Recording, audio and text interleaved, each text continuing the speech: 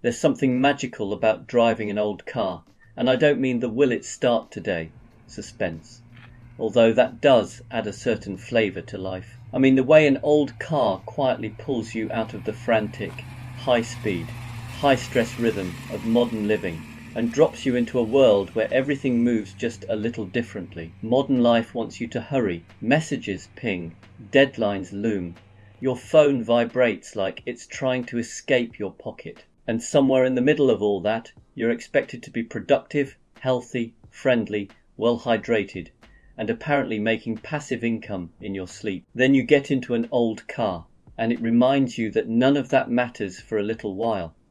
Old cars are wonderfully unapologetic about their pace. They don't sprint off the line. They don't have 8 driving modes. They don't pretend to be a spaceship. They just go in their own time, with a certain dignity, and occasionally with a smell you can't identify but have learned not to worry about. And that slowness, that gentle, mechanical honesty, feels incredible. You start to notice the road again, the weight of the steering, the way the engine clears its throat before settling into a rhythm. You're suddenly more connected, more present, more there than you've been all week. The car demands just enough of your attention to pull you away from the chaos, but not so much that you feel overwhelmed.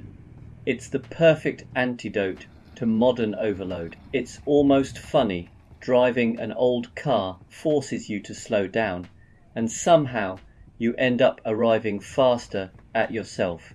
Your shoulders drop, your breathing settles. That problem you were stressing about gets replaced by something far simpler, like, was that noise there yesterday?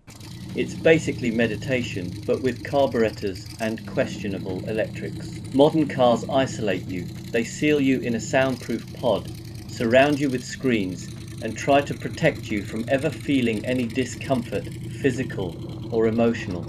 It's efficient, sure, but it's also oddly numbing.